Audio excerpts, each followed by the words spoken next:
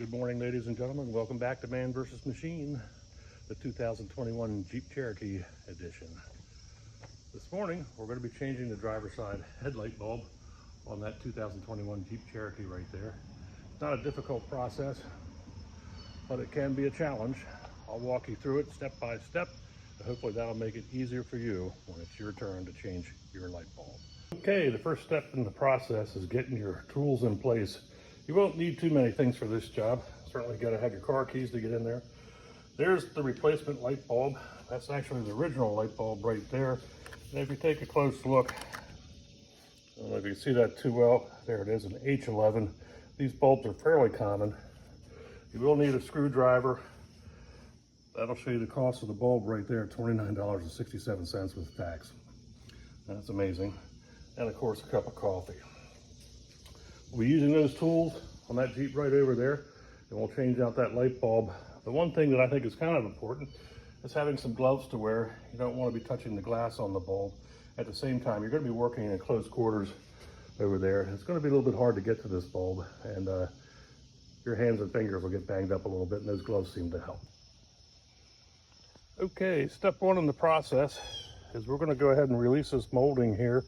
There's two clips that hold it into place, and that's part of the intake for the air filter.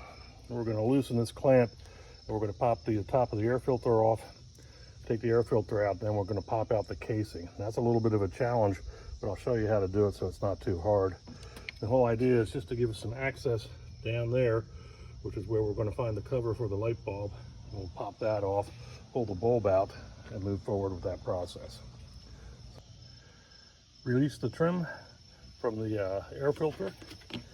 Be careful to watch these little green clips here. They tend to release from the trim easier than from the air filter. And there's just two of them that you're going to want to do, but they can pop off, fall down through the engine block, and sometimes lost forever. If you do pull it out of the trim, just grab yourself a pair of pliers there, pop it out of the air filter, and it's very easy to reinstall back in the trim, and then they'll pop right back in. Next step is to release the clamp. We'll do that right there, and then we'll be able to remove this housing. To remove the air filter housing, release this clamp, pull this hose off right here, and you have two clips over here that you need to release. Here's the first one. You can hear that pop. Second one's a little harder to see, but right there. Pop that off. Then it's basically a one-handed job. Pull this out. Two hands make it easier.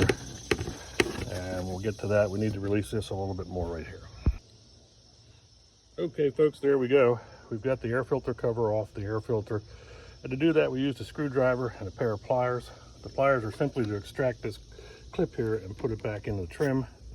There's the lower cover. That's held into place with 1, 2, 3 grommets. It takes two hands to pop that thing up, and then you got to maneuver it to get it out because it is going to bump into this piece here. But once you get it out, then you're going to have access to the back of the headlight, and there'll be a small cover that we'll have to take off there.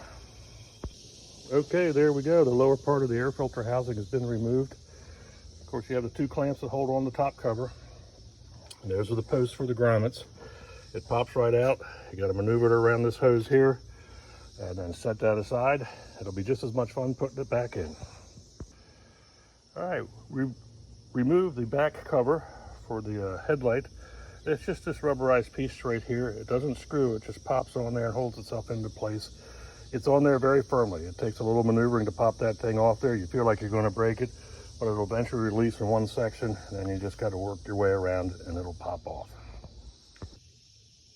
Okay, we've removed the light bulb, and there's the clip that the light bulb fits into, and this is just a little release right there, real easy to pop the bulb out.